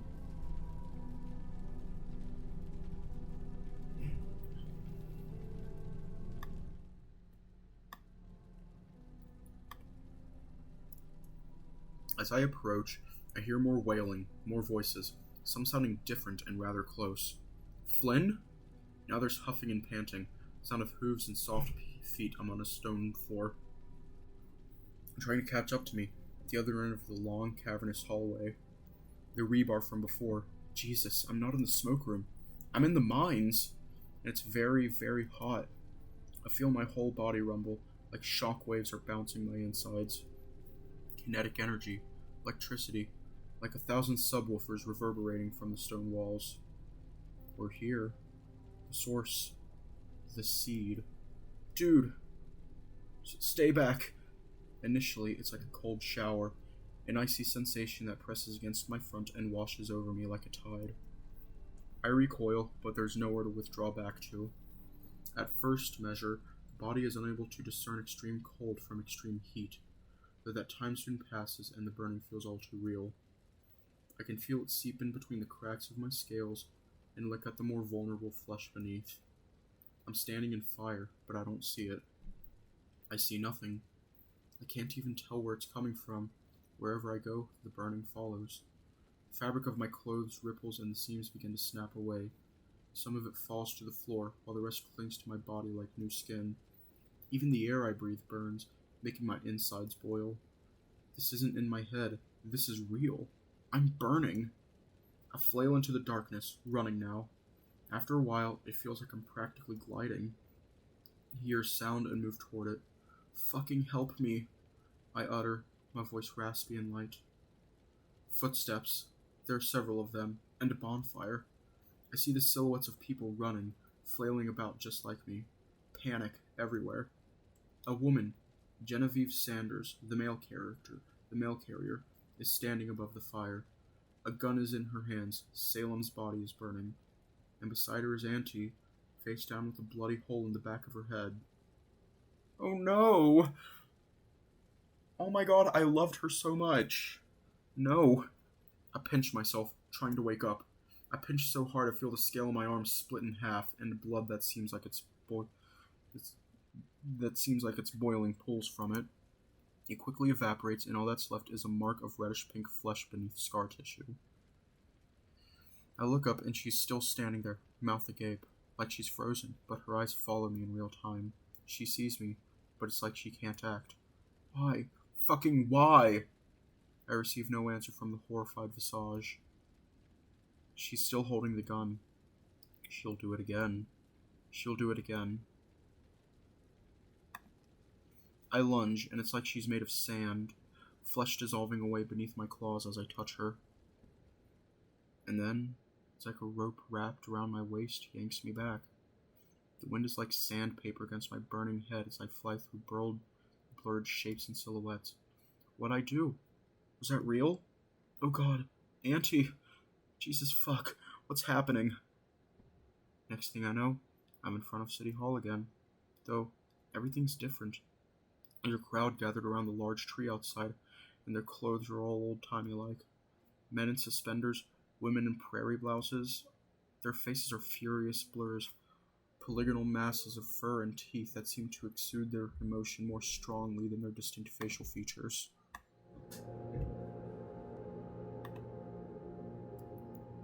A Masita Phoenix stands up on a wooden stool with a noose wrapped around his neck, the priest next to him reading his last rites.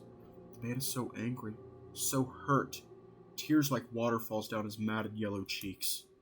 Someone hurls a piece of hardtack that hits him square in the jaw, but he doesn't react. The cries of the crowd are obscured, distorted, something about a child or children. There's a man at the edge of the crowd, a ram, the one the Fennec is staring at. He looks like Carl. The ram pivots on his hooves, turning to walk away, but stops when he sees me, his expression vacant. The Fennec shouts indiscernible hatred at the man, and then the stool is kicked out from beneath him. As he sways, feet kicking and driblets of piss cascading down his overalls, it's as if the ground itself begins to bounce. It's something so palpable and awful that it's beyond words, that I can feel within my mind more readily than the burning of my flesh.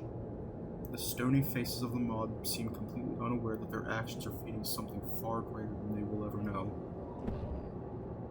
I'm sucked away again, and feel my scales fall from my body like black and orange confetti. My thudding heartbeat is becoming increasingly irregular. I'm standing behind a shelf now. There's someone in a hoodie next to me, but he doesn't notice I'm here. He's got a camcorder. I think it's Salem. He's younger. A large bear, larger than me a couple inches, steps out from what looks like the bathroom door. It's Brian, a meth dealer who lives in a trailer on the outskirts of the old city limits. Hi, Brian. You still look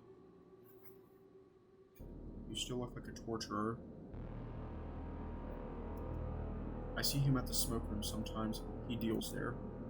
Neither of them are looking in my direction. I soon see why. There's a Fennec on what looks like a rack nearby. One of his eyeballs is gone, but he's still alive.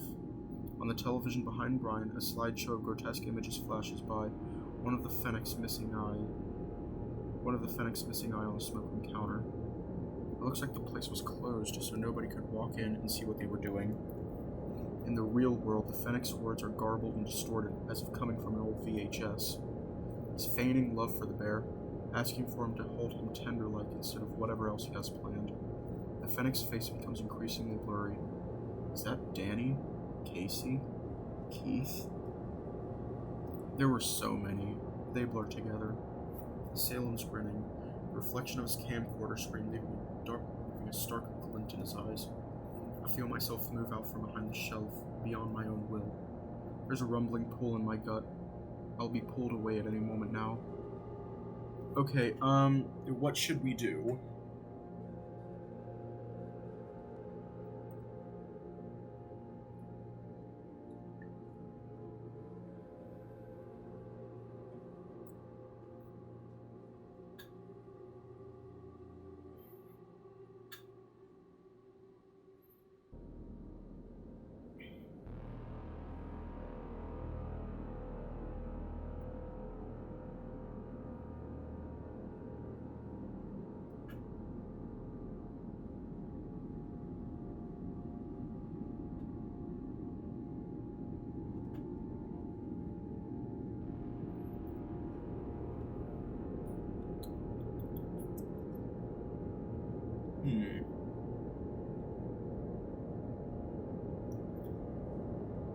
How about this? I will press the down key a couple hundred times.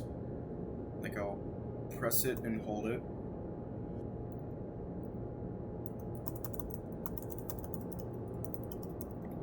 I'll just do this. And close my eyes, and whatever it lands on, that's what we'll do.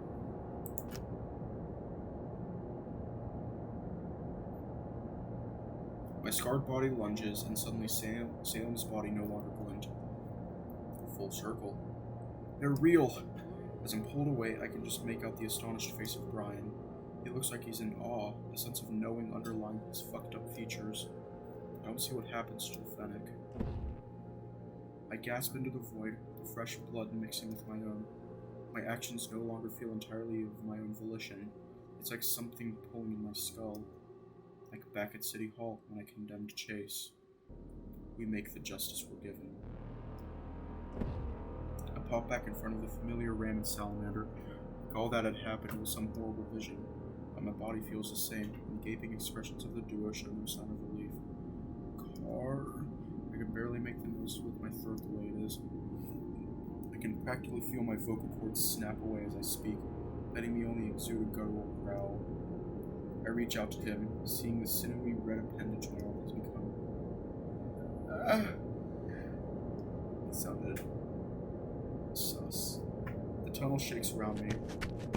Carl and Dax both turn and flee, Salamander screaming his absolute lungs out. I'm terrifying to them. As they're about to round the corner, I see Carl hesitate. He looks back to me. I can't see his expression, and I can't call out to him. I have to let him know I'm still in here.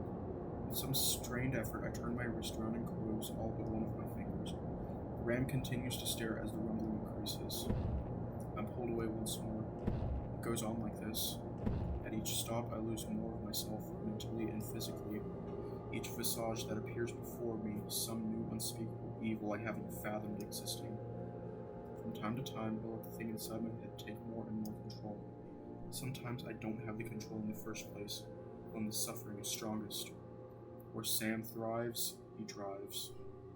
Like my body, I become numb. All but my vision and hearing is gone, and they're swiftly fading too. I keep closing my eyes, waiting for it to end, but it doesn't. I can't die. Yo, what? I hear the soft pitter of feet on a rocky embankment. Somewhere down the way, stones are being skipped. Clap. Someone threw in a big one, then sniffling followed by a low sob. Crying has become so familiar to me. I hear it more than anyone else, it feels like. It's like singing, isn't it? Purest expression of emotion. Fuck you. But this one's my favorite. To me as well. I can just make out the audible sound of little pebbles rolling down the hill, followed by a heavy thud. I turn to see a faint gray silhouette with big blue eyes. What? The voice hits me like electricity. This is it. I'm what he saw that day. On the beach by the outlet. Finally. He screams. They always scream. I have to follow him. I have to see it. I descend beneath the waves, and I see excess fat drift from my body into the tidal current. The water is abrasive, but I'm able to glide through it, swimming without swimming. Something pops, and suddenly I can't see from my left eye. There's white water ahead, thrashing movement. A slight bit of reddish-pink mist dissolves in the current in front of me. No. No! I strain myself to hear, trying to keep absolutely still. But other than the faint occasional splash, there's nothing. Eventually, the splashing stops, and I know my best friend is dead. I rest in the current, and the voice in my mind is fortuitously silent, not pressing me into movement or action. And though my eyesight is gone, and my skull punctuated with nothing but empty sockets and orifices, I see something. Bright blue eyes and starry skin. It's Daxton, I'm sure of it. He does not move, but I can read the intent in his eyes that he very much wants to. Instead, he remains motionless, and we stare at each other. I imagine speaking to him, telling him what's happening to me. My words are rambling, my mind not what it used to be, but it doesn't seem to matter. He meets my gaze regardless. I ask him if Carl's alright, and of course he doesn't respond. I then simply state that I hope he's okay. I go on and tell him about all the crap the Ram and I have been through, about how much I hope he fucking makes it out decently enough. I'm sure they'll give him another shot at the interview on account of town-wide badness. I tell him I hope it's over now, wherever he is. And finally, I apologize for being an absolute ass I was to him, when he deserved goddamn none of my angsty bullshit. He never shows any indication of understanding or even blinking. Most surprisingly of all, it feels as though hours pass and the hysteria simply holds on whisking me away. No rumbling, no fire, no screeches into sudden chaos. Just a slow, eventual feeling of drifting away somewhere else. Somewhere dry. There's a telltale sound of a hot water heater rumbling nearby. It's humming away. Someone must be taking a shower, or it's laundry day. I feel the vibrations more than I actually hear the thing. Then, a faint whimper. The sound is stifled, as if the upset individual is trying to hold back tears. It's high-pitched, feminine, a girl. The distortion is only slight. I bring my hand up and feel wooden slats. When I push harder, the whole surface bends and folds outward. It's a closet door. The sniffling stops. Slowly, I hold up my hand into a small wave, gentle movements, as I'm sure the distortion is making it look faster. It's quiet. All I can hear is the water heater in the girl's room. There's the shuffling of sheets and small footsteps.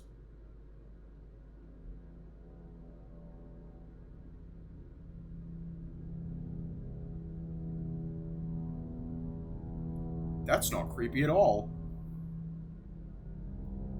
Hi. Her voice is timid. There's another long pause.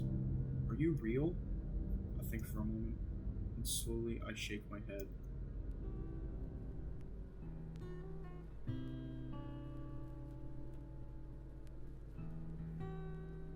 Yo, I just got like shivers up my back.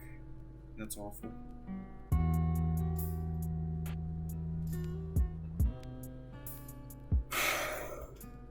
Okay, are there multiple endings to Flynn's route? Because I genuinely hope there are.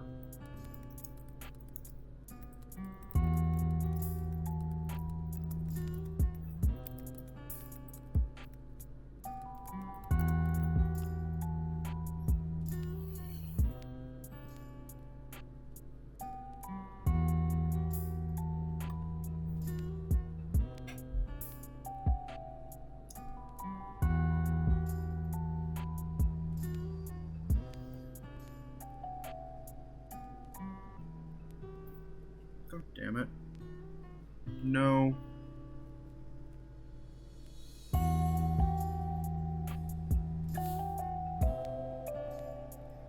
Yeah. We'll just wait through this. I read that there was an epilogue. Actually, I'll just click that. Yeah, I read there was an epilogue to Flynn's route. But let's stay a while. 5 years later. Seriously, this is gonna be such a good fucking time. You'll be glad you came. The big grizzly bear nudges the coyote playfully, almost knocking the canine into the passenger window. Ow, keep your paws on the wheel, or your paw at least. Cameron eyes the giant half-eaten burger in the bear's equally giant paw. Dev's other paw casually steers the wheel, elbow resting out through the open window. The bear looks happier than he's been in a while, somehow grinning as he chews. The coyote sighs and stares out his own window, watching the desert landscape fly by. It was nothing like this in his hometown, and he found himself wishing he was back amongst the pine forests. Something he'd been wishing since he moved to Pueblo for school.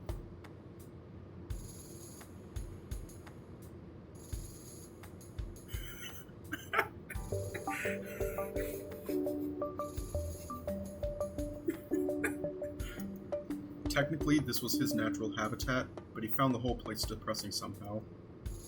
Empty and dry and rough. What you pouting for? I'm not pouting. Yeah, you are. Cameron sighs, deciding to change the subject. So why couldn't Larry go again? I don't know. Said something about his car breaking down. I think he just flaked, though. Aren't there other haunted places in Pueblo that we could have gone to? Like, by the school? The bear shakes his head, letting go of the wheel to crumple up the foil that had packaged his sandwich and tossing it into the back. Not like Echo, dude. This place is the most haunted town in the entire fucking world. Cameron sighs once again, then suddenly grasps his seat as the car swerves and turns hard into a smaller road, heading toward a big blue lake. What the fuck? Whoops, sorry. Almost missed the turn. The drive continues, and eventually the map on the dash chimes, indicating they've reached their destination. Why? Because a lot of shit happened here. The Grizzly hops out of the car, making the entire thing tilt sideways as he squeezes his book before reaching back in for the camera bag. He takes out a small, compact camcorder from inside and wraps it around his wrist. He flicks a switch, and Cameron sees the familiar red recording light flashing. He points the lens at the coyote, and he quickly covers his face, letting out a frustrated sigh.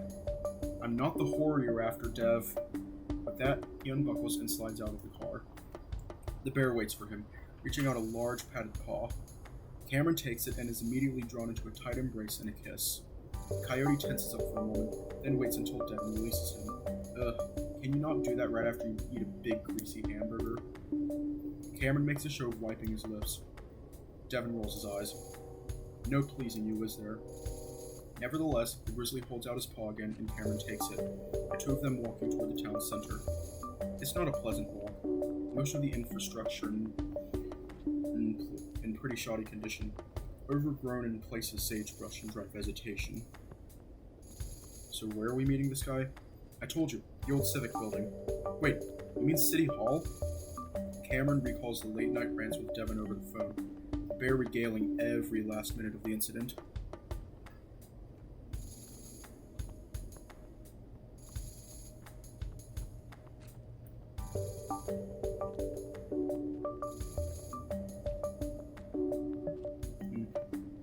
Where they shot the mayor? Yup. The coyote releases his paw from the large clawed grip of his boyfriend, peering up at him with slightly wider eyes. Damn. Are you absolutely sure he's okay with this? Yeah, look, he's the one who did the report on this town after the happening in the first place. Devin tries to put on a reassuring smile. He seems keenly aware that folks sometimes find his large predatory grin unnerving, but Cameron always told him it was cute. And he's gay, so, you know. The bear rewraps his paw around Cameron's own. No need to be worried about that. Eventually, the two reach the old town center. Sure enough, there's a man standing in the gravel parking lot with his paws in his pockets. He doesn't appear to notice the two at first, and Devin takes the opportunity to film him from afar. The sun's behind him, so it casts his front in shadowed silhouette, giving him an eerie visage which he might be able to use in the video. The Civic's building roof is fully collapsed, a faded gray tarp over the top of the walls that's protecting the interior.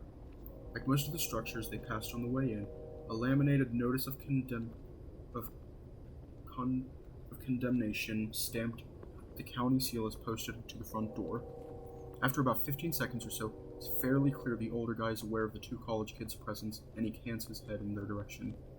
They quickly shuffle up, wearing sheepish smiles and already sweat-stained clothing. Chase? Yo. Hi.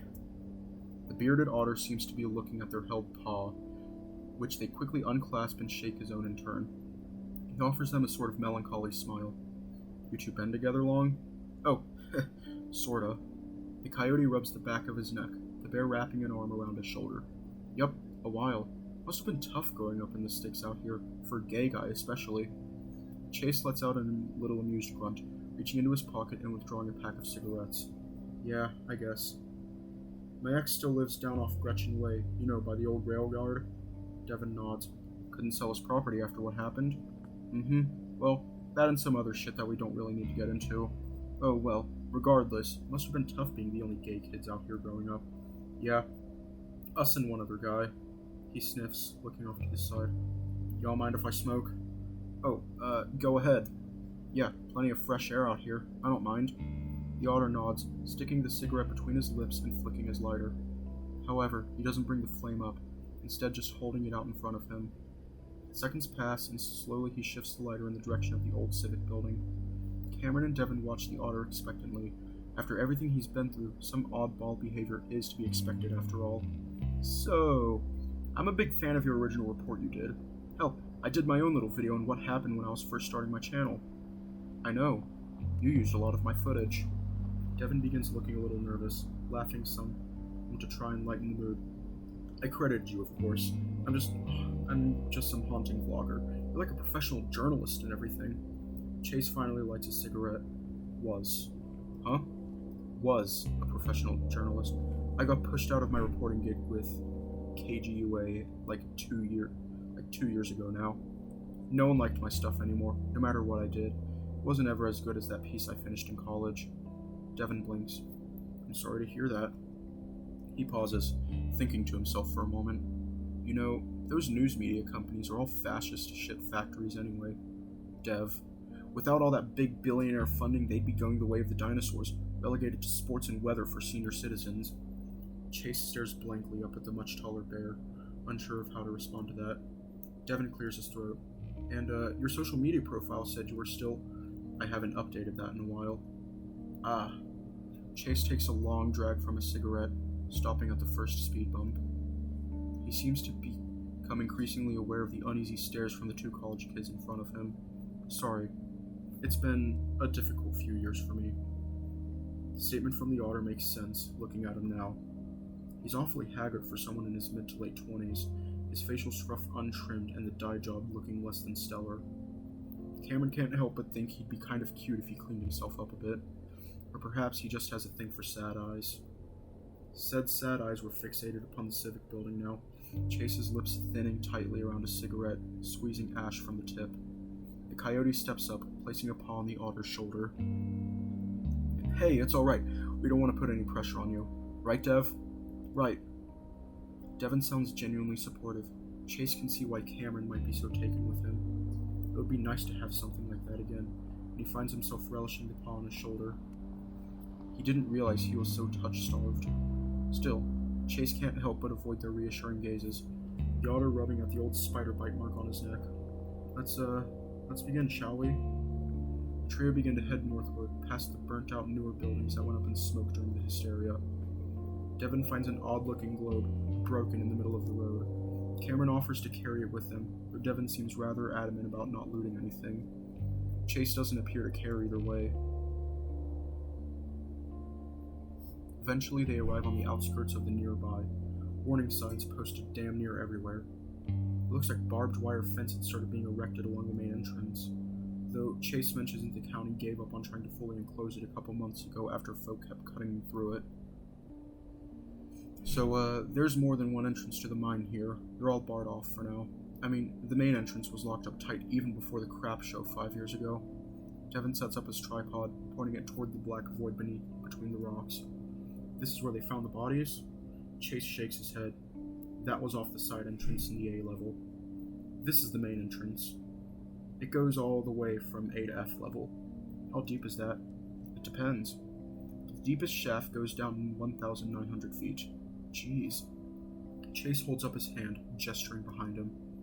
It's been like half a century since the mine's been active, so rotting supports and the like most certainly have caved in most of it. Devin nods, a tight frown crossing the bear's broad muzzle. It's clear he's got something on his mind. What about, that one guy? The mayor's nephew. I've read the reports and all, but what's your take on what happened? Chase hesitates for a moment, not having expected the question, or at least hoping it wouldn't come up at all. The otter steps back, bringing his fingertips up to the bars of the mine. He touches them and the cave wall that they're embedded in. He draws back and shows the two of his blackened fingertips. The cave is scorched. Well, the theory is there were flammable gases in there that were ignited in the lowest levels. It created this sustained burn that started billowing smoke up in the air for a couple weeks after the whole happening. Yeah, I know that, but why did he walk inside while it was like that? You were one of the last people to see him, after all. And those other two, they said they couldn't stop him after you left. Chase looks away, staring off into space. He says nothing, and soon Devin and Cameron are exchanging nervous glances with one another. Next thing they know, the otter is walking off without another word. Well, wait, hold on! He swears under his breath, Cameron looking with crossed arms as Chase heads toward his car. Oh, fuck. He's not gonna... Oh, damn, he totally is. What the hell? Devin whines. Fuck. I was being insensitive, wasn't I? You never know when you strike a nerve with these kinds of things. These kinds of things? What do you mean? Devin quirks a curious brow on the coyote. Though judging by his grimaced reaction, Cam regrets bringing it up and doesn't speak further. They hear the sound of an engine starting in the distance. Devin sighs. Good thing we brought our Jeep instead of riding with him, eh? Fuck. Cameron frowns, reaching up and holding the big guy's arm. Hey, don't worry. I'll get the camera. Exploring on our own could be pretty cool, right? The bear's nostrils flare in a hefty exhale. Yeah, I'll pull the Jeep around. Cameron gives Devin a thumbs up before moving to grab the camera. As he's about to close the viewfinder display, he notices a green square appear in the center of the frame. He leans down to look more closely, pressing the display adjust button. Face detection disabled. The square vanishes. Huh? He hits the button again. The square returns. That's weird. He flicks the switch on the side to auto white balance the image. The whole screen flashes as the lens adjusts, and as it comes into focus... Fuck! A lizard stands in the darkness behind the bars, but he can't stare. Not really, because his eyes are gone, half of his muzzle missing. Cameron jumps back, tripping over the rocks and landing against the sharp edges. The coyote hisses in pain, but fear spurs him on, trying to scramble up the rocks after Devin. The bear's already turned around, though, reaching down to pull Cameron up. Shit! You alright? What happened? As Cameron clings to the large bear, he looks back, but nothing's there. I don't know. I saw... Devin looks in the same direction, squinting. Cameron stares a while longer, then turns back and shakes his head against Dev's chest. When Cameron looks up at the bear, he's grinning, though. Holy shit. Did you see a ghost? The coyote scowls. What? No. I just thought I saw something. It was probably the camera glitching out. The bear gives him a knowing smile. What? You're going to be a believer by the end of all this. I know it. The grizzly hugs him tightly as Cameron frowns, still looking back at the cavern's entrance. It had been so real. Before he can even recollect himself, Devin is pulling him and the camera along back to the Jeep. Oh, wow.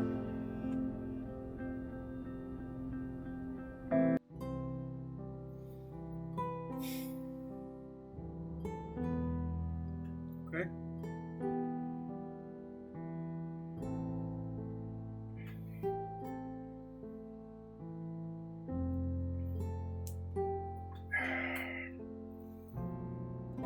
Okay, I can't think of anything to say at the end of Flynn's route. So, actually, right? Okay, so I have an idea. Tomorrow we're still going to do Echo, but we're going to do something a little differently. Because the new update, I think, added some epilogues to it. We're going to go some prologues to it. We're going to go through them. Actually, let me open it up real quick. And, I'll see what's going on with it. Downloads. Echo 1.01. Hang on, I'm gonna turn off my thing real quick.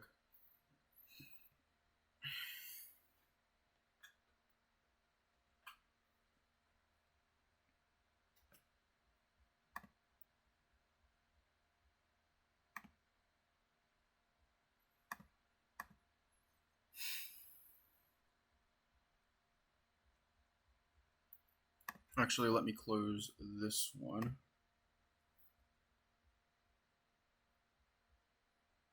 And bring this one forward.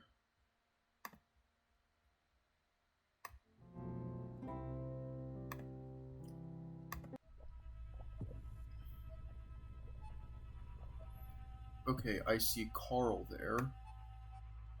And Leo... TJ?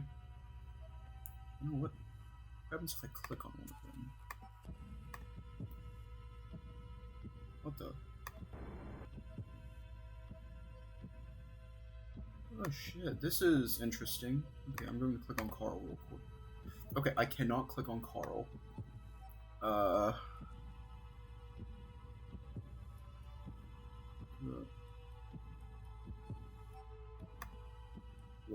What the fuck?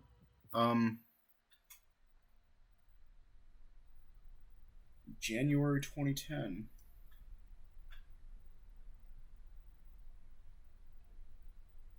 Okay. Oh shit. Okay, we're actually going to go over this tomorrow. Like, I just realized what was going on.